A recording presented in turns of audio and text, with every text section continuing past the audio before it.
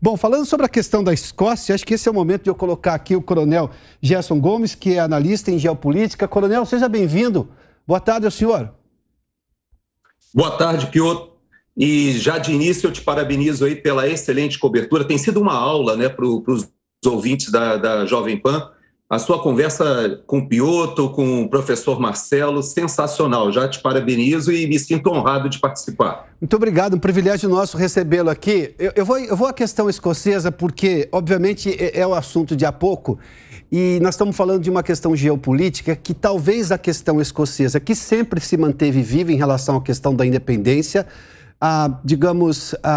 houve uma nova florada de independência, de desejo de independência na questão do Brexit. Aquilo foi resolvido, digamos, internamente, mas agora temos uma questão socioeconômica muito pesada. Era a mesma questão socioeconômica que, digamos, trouxe um novo alento aos republicanos escoceses da separação e da independência em relação ao Reino Unido. Eles não fazem separação, eles não falam em separação do Reino Unido, eles falam em separação e independência em relação à Inglaterra, o que demonstra claramente que as questões históricas ainda estão muito vivas e é natural que seja também. Mas agora nós temos uma questão socioeconômica que vem de uma guerra na Ucrânia, que obviamente os ingleses não poderiam conter, mas que também dentro desse esforço europeu não conseguiu ter nenhum êxito diplomático para resolver. Do ponto de vista diplomático, a ação europeia, essa é uma percepção, por favor, doutor Sô, fique à vontade para fazer menções aqui, coronel, mas não foi resolvida e hoje nós temos um drama econômico na Europa inteira. O mundo sofre com isso, o Brasil tem saído dessa situação com uma certa celeridade perto da média do mundo, mas a Europa ainda sofre. O preço da energia hoje na Inglaterra é muito alto e da crise energética é exatamente derivada dessa questão ucraniana, da invasão da Ucrânia pela Rússia. O senhor acha que isso pode aflorar ou, digamos, reforçar movimentos de independência na Escócia por causa de uma questão geopolítica mal resolvida, interna e externa, e com problemas socioeconômicos agora internos e muito fortes? A avaliação que eu tenho lido de muitos que estão mais próximos da situação europeia, eu atualmente resido nos Estados Unidos e eu percebo que muitos analistas observam o contrário do que você colocou. Por quê? Eu explico. O momento é exatamente de rediscussão da configuração europeia ou da própria União Europeia e, de certa maneira, o Brexit permitiu um afastamento um pouco daquela burocracia da União Europeia que impunha uma série de agendas. Uma delas, inclusive, é a agenda ambientalista. Quando, alguns minutos atrás, você citou nas suas conversas com o professor Marcelo sobre essa nova realidade do rei Charles, o então príncipe Charles esteve no Brasil por 4 vezes, se eu não me engano, quase todas as vezes relacionadas a temas ambientais. E é interessante que ele esteve, inclusive, ali em 91, na véspera da Eco 92, que deflagrou todo esse movimento ambientalista no mundo todo.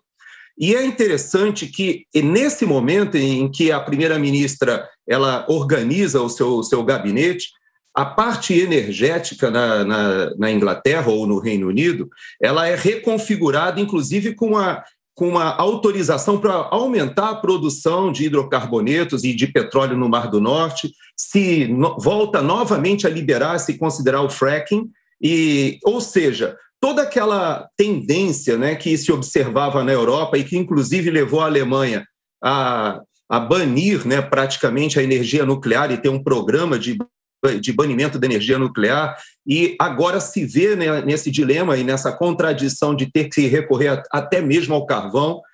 Toda essa rediscussão que está acontecendo no continente, de certa maneira, esse afastamento, que, na verdade, até mesmo no tempo da União Europeia, é bom que se diga, o Reino Unido ele não adotou o euro. Então, havia um certo distanciamento ou uma certa gestão diferente do que era feito no âmbito da burocracia da União Europeia e na City de Londres. Esse tipo de momento conturbado no continente, de certa maneira, acalma um pouco esse sentimento de independência da Escócia. A minha avaliação, pelo que eu tenho lido aqui, é que a morte da rainha e a própria opção de fazer essa transição para o rei Charles, ela dá um tempo de negociação para a própria primeira-ministra Liz. Para ela foi bastante interessante a maneira como ela organizou. Ela vem de uma posição, inclusive, como chanceler, ela conhece o que foi feito, a articulação do que foi feita nos bastidores e você denuncia de uma maneira assim, muito provocativa quando diz da falência das iniciativas diplomáticas para evitar a invasão da Ucrânia. Esse é um assunto importante e delicado, porque, na verdade, a Inglaterra, juntamente com uma posição mais recente dos Estados Unidos, ela poderia ter desempenhado um papel, ou o Reino Unido, ou o próprio primeiro-ministro, de tentativas de evitar a invasão. Mas o que nós observamos foi que houve um endurecimento. E há muitas pessoas aqui nos Estados Unidos, por exemplo, que afirmam que se Trump fosse o presidente, não haveria invasão. Por que as pessoas falam sobre isso?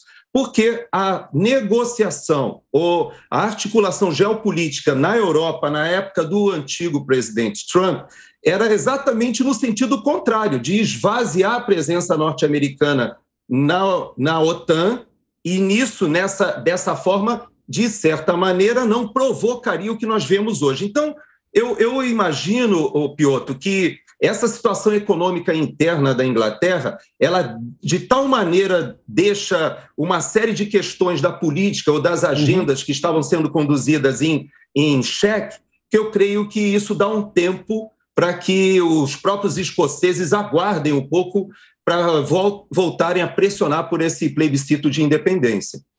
Coronel, o senhor citou a questão aí do posicionamento britânico do primeiro-ministro, então, primeiro-ministro Boris Johnson, e agora também a gente vê a própria Liz Truss, ela já, inclusive, já fez menção a isso, ela é dura em relação a, por exemplo, a qualquer questão com a Rússia. Imaginar que o Reino Unido poderia mediar alguma situação com uma crítica dura aos russos é quase impossível dentro da lógica da diplomacia. Não há mais hoje, há poucos atores do mundo que consigam fazer mediação, porque eles têm tomado o lado de uma forma muito dura. Os alemães têm reclamado, por exemplo, dessas posições mais duras, porque eles têm sofrido com a questão energética, talvez de uma maneira ainda pior na Europa. E isso, obviamente, cria até cisões do ponto de vista de negociação diplomática. Eu vou só retomar esse ponto, Coronel. O senhor acha que a realidade pode se impor diante da posição dessa primeira-ministra inglesa agora? Porque uma coisa é você falar algo antes de estar na condição de decidir. Agora ela é primeira-ministra, né? Aqui no Brasil a gente diz que campanha é campanha, governo é governo. Na campanha você fala muita coisa. Na hora que você chega no governo, você tem responsabilidades. O que você diz passa a ter peso gigantesco, que às vezes é um peso de executivo, decisório. O senhor acha que essas questões econômicas podem começar a pesar e aí uma reavaliação europeia em relação à Rússia para tentar resolver esse problema energético, a começar dessa primeira-ministra britânica? Não há dúvida que esse papel que ela assume é diferente do que da postura dela anterior, e nós observamos que a própria história da Liz Truss é uma história interessante, porque inclusive me remete um pouco, se você me permite, à situação do próprio do Winston Churchill, da relação dele com o rei George VI, que era o pai, né, da Rainha Elizabeth. Porque também era um momento crítico para a Inglaterra, para o Reino Unido, também era um momento em que o Partido Conservador estava no governo, mas havia toda uma articulação para que a Inglaterra negociasse com Hitler com a intermediação de Mussolini, ou seja, já havia inclusive conselhos para que o rei George se retirasse para a Inglaterra por segurança, e, no entanto, o que acabou acontecendo com a ascensão de Churchill, com a articulação e com o apoio do rei George VI, é que a Inglaterra decide se antepor a Hitler. Por que eu faço esse paralelo? Porque a Liz, a Truss, ela ascende numa negociação também do Partido Conservador, e da mesma forma que o Churchill só conseguiu ser nomeado porque ele tinha o apoio da oposição, porque ele havia passado, inclusive, pelo Partido Trabalhista, a Liz também ela tem um passado de uma visão bem progressista. Ela, na juventude, era contra a monarquia, ela tinha pautas na juventude dela que até a família se impressionou quando ela se filiou ao Partido Conservador e faz a carreira dela. Então, não se pode dizer se ela tinha uma visão mais progressista quando jovem, como todo jovem tem uma visão mais progressista e depois ela amadureceu, ou se foi um pragmatismo político. Mas o fato é que a postura dela agora deve mudar. Ela foi muito dura no encontro que ela teve com o chanceler russo, e nessa postura dela, ela, de certa maneira, externava uma linha do próprio governo norte-americano. É importante nós lembrarmos que na OTAN, apesar do Reino Unido ter, com o Brexit, se afastado da União Europeia, mas a OTAN sempre teve no Reino Unido o principal articulador da doutrina militar norte-americana na Europa. E se nós entendermos dessa forma, nós podemos compreender que os grandes investimentos da indústria bélica norte-americana que estão sendo feitas, esse investimento está sendo feito agora em toda a Europa e principalmente fornecendo para a própria Ucrânia, há muitos interesses subjacentes acontecendo e eu não creio que ela tenha muito espaço para retroagir nessa configuração que nós temos hoje aqui nos Estados Unidos. Quando se fala da geopolítica na Europa, é importante se compreender que há uma reação do governo de Putin a um avanço da OTAN, e isso foi acontecendo paulatinamente no decorrer dos anos, e por isso que se atribui essa falta de negociação prévia à invasão o que aconteceu na Geórgia em 2008, ou o que aconteceu em 2013 e 2014 ali na Ucrânia, ou seja, há uma progressão de fatos acontecendo em que os Estados Unidos e a OTAN e a própria Inglaterra, como principal preposto, inclusive doutrinário junto à OTAN, da política externa norte-americana, há um jogo muito intrincado aí nesses bastidores. Então, eu não creio que a Liz Truss seja a pessoa que possa fazer essa articulação que você menciona. Mas eu não tenho dúvida que haverá uma série de iniciativas dentro do continente, a começar pela própria Alemanha, mas no leste europeu, na Hungria, nos países bálticos, na própria Polônia. Nós observamos essa semana a Polônia, nesse momento delicado, solicitando reparação aos alemães, reparação financeira pela Segunda Guerra Mundial, e solicitando, inclusive, com a República Tcheca, cessão de território. Quer dizer, um assunto trazido nesse momento estranho, né? Nesse momento delicado, com a Polônia ali, com a Bielorrússia recebendo armas nucleares. Ou seja, o que nós percebemos é que vários países da Europa hoje se sentem incomodados com esse conflito na Ucrânia, não só pelo aspecto energético, não só pelo aspecto da inflação elevadíssima, mas também com o fato de que há uma política externa na OTAN que ela é impulsionada por interesses de fora da Europa. E não podemos esquecer que o Reino Unido e a própria primeira-ministra agora ela recebe o encargo de ser a principal impulsionadora dessa política externa que sai daqui dos Estados Unidos. Então, há muita coisa que nós precisamos esperar acontecer. Há aí uma margem de alguns dias, né, do protocolo, e nesses próximos 8 dias nós vamos observar algumas declarações que devem dar luz para a gente na geopolítica da Europa, do continente também. O professor Marcelo Suano está conosco aqui. Professor, eu vou colocar essa questão, mas agora sobre uma outra perspectiva também. Talvez porque a gente, depois da Guerra Fria, não houve lá, naquela proporção, grandes problemas geopolíticos para serem resolvidos. O 11 de setembro é uma marca histórica, provavelmente uma era que foi marcada, a gente só vai descobrir isso daqui a algum tempo.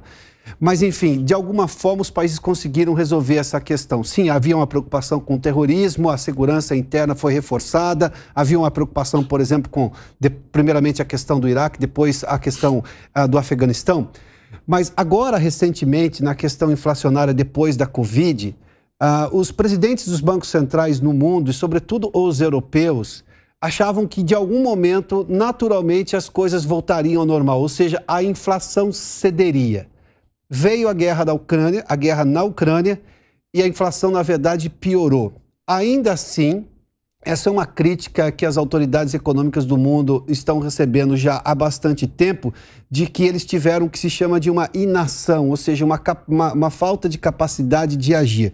Professor Marcelo Suano, o senhor acha que, do ponto de vista agora político ou geopolítico, os líderes europeus em relação a essa guerra também entenderam que daqui a pouco isso se resolve e aí talvez tenham agido menos do que deveriam ou agiram com menos ferramentas do que deveriam e a gente percebeu que não, pela força da gravidade, talvez a guerra não acabe tão cedo, assim como a inflação não vai ceder se você não tiver, digamos, medidas próprias para tentar resolver. Ou usaram, no caso da economia, usaram ferramentas antiquadas. Essa é uma outra crítica que se faz aos presidentes dos bancos europeus.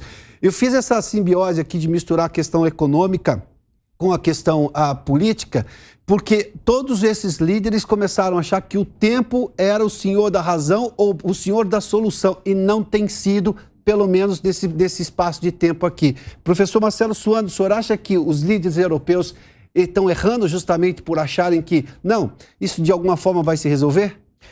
Piotr, eu agradeço essa questão e cumprimento o coronel. Depois, se for possível, fazer uma pergunta para ele. É interessante, eu vou ser extremamente duro, talvez eu seja muito crítico. Eu, particularmente, atribuo a todo esse cenário que nós vivemos, talvez o coronel discorde de mim, exatamente uma incompetência coletiva que ocorreu nas lideranças do Ocidente. A União Europeia cometeu vários erros diplomáticos gigantescos, erros de posicionamento estratégico, erros de posicionamento geopolítico e erros de posicionamento geoestratégico, porque são dois conceitos distintos. Em relação à Rússia, eles perderam o time de conseguir ler os mestres do Ocidente, mesmo que sejam mestres problemáticos. A gente poderia citar, por exemplo, Samuel Huntington, que dizia que ao invés de pegar a Rússia e colocá-la no colo daquilo que ele identificava como sendo o grande inimigo do Ocidente, e aí é uma interpretação do Huntington com a qual eu não concordo plenamente, mas tem lógica o que ele fala, deveria ter trazido a Rússia para o Ocidente, que queria vir para o Ocidente, mas não foi dado a ela o direito de fazê-lo. Tá? E aí, quando nós verificamos os erros diplomáticos que ocorreram e os erros de posicionamento estratégico, inclusive não lendo ou ouvindo adequadamente aqueles anúncios ou declarações do presidente Trump, e olha, vamos colocar de uma maneira muito clara. O Trump, ele fez previsões sólidas, de que ele observava a Europa numa dependência muito grande dos Estados Unidos em termos de recursos para posicionamentos estratégicos e uma estratégia mais ampla. Tanto que quando o Trump ele vai e aponta dizendo que ele ia retirar recursos porque ele queria que a Europa adquirisse um protagonismo na sua defesa, ele estava falando ali que não era apenas na sua defesa, que ela deveria buscar alternativas na dependência em relação à Rússia, já que não quiseram colocar a Rússia no cenário ocidental.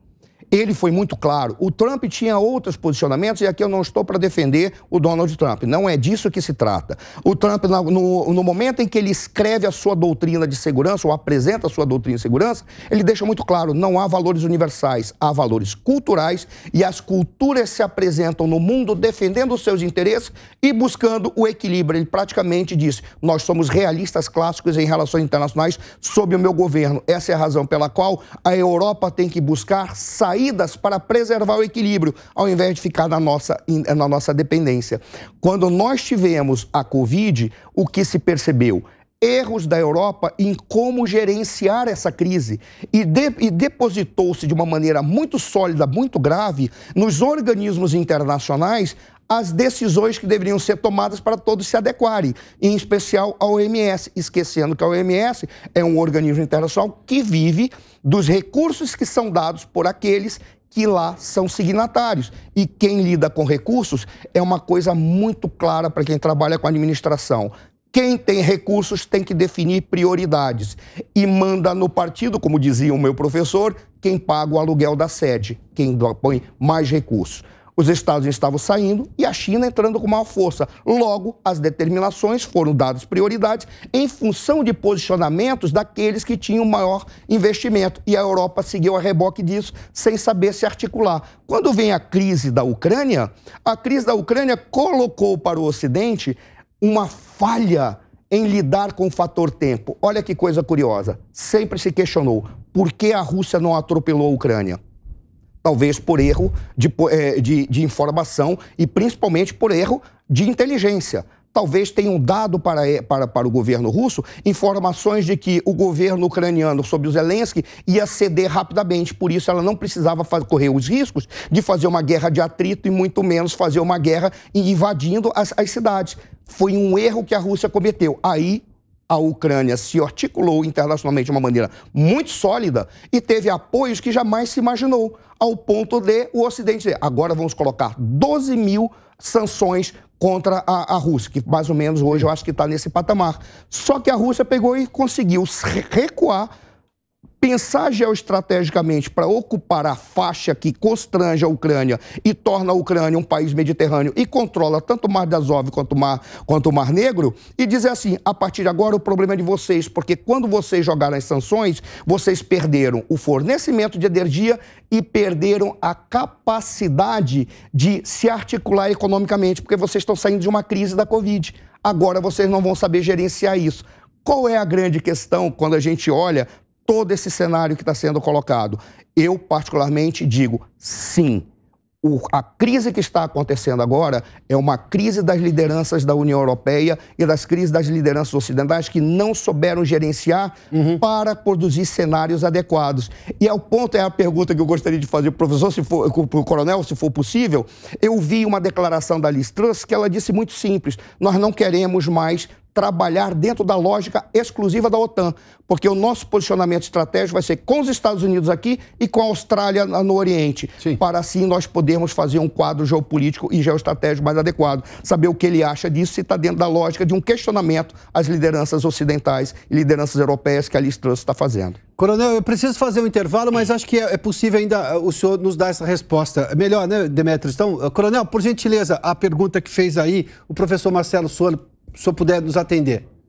Eu creio que a gente tem que voltar a esse assunto após o intervalo, porque a resposta é complexa, mas eu vou fazer uma nova provocação ao professor Marcelo e vou dizer o seguinte, esse assunto ele tem que ser abordado com mais visão histórica, né? E precisamos ter uma visão linear um pouco melhor. Eu vou retroagir só como ele fez ao governo Trump, mas é importante nós entendermos, por exemplo, quem acompanha a política aqui nos Estados Unidos, que nós tivemos há pouco tempo agora um fenômeno acontecendo dentro do Partido Republicano. Nas prévias que estão acontecendo para as midterm elections agora aqui nos Estados Unidos, nós observamos que aquela parte do Partido Republicano que se colocou contra o Trump, inclusive votou a favor do impeachment do Trump, essa parte está sendo alijada nas prévias. E talvez a pessoa mais emblemática tenha sido a filha do Dick Cheney, a Liz Cheney, que perde nas prévias. Por que eu estou citando ela?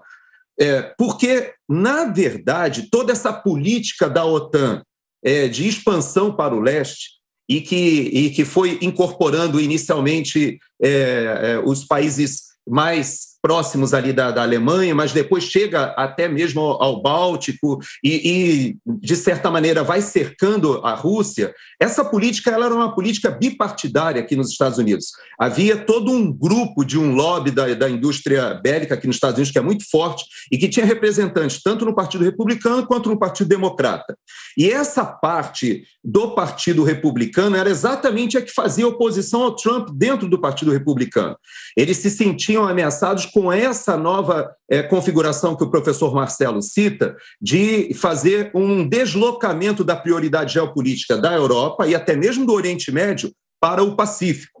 Então, quando o Trump começa a chamar a União Europeia e principalmente a OTAN a sua responsabilidade em relação à defesa para com a Rússia, quando ele denuncia a questão do gasoduto, do Nord Stream 2, a forma como a Alemanha estava se tornando dependente do gás e, ao mesmo tempo, se confiando e até mesmo solicitando que não fossem retiradas as tropas norte-americanas da Alemanha, que é o maior efetivo dos Estados Unidos fora dos Estados Unidos, é na Alemanha. Então, esse contrassenso que o Trump denunciava, e que não se pode esquecer aquele discurso emblemático do Trump na ONU, em que a câmera mostra a delegação da Alemanha rindo das palavras dele quando ele denunciava o fato da Alemanha se colocar dependente do gás russo. Então, tudo aquilo que nós percebemos que acabou se cumprindo, na realidade, era uma forma de o Trump alertar para que os interesses norte-americanos na Europa e até no Oriente Médio deveriam estar sendo colocados num segundo nível de importância em relação ao Pacífico e à China. Essa era a visão geopolítica dele. Só que essa visão, ela, de certa maneira, ela se contrapõe a interesses da indústria bélica. Então, nós percebemos agora que nesse momento que nós estamos vivendo é que aqueles 2% que o Trump exigia de cada um dos países da OTAN, que eles deveriam, por tratado, estar investindo na área de defesa e que ninguém cumpria, nem a Alemanha cumpria, agora todos esses países estão contratando com a indústria bélica norte-americana. Agora foi votado uma nova verba de ajuda a essa questão da Ucrânia e que contempla vendas de armamentos sofisticados e transferência de boa parte do que se estava planejando, até de encomendas aqui para os Estados Unidos, para os países da OTAN. Então, há uma tensão entre a política externa do governo democrata atual com o governo republicano anterior. E isso reverbera na própria Europa. Então, esse assunto específico da Ucrânia, eu gostaria de voltar num segundo momento, aí após o intervalo, se você me permitir.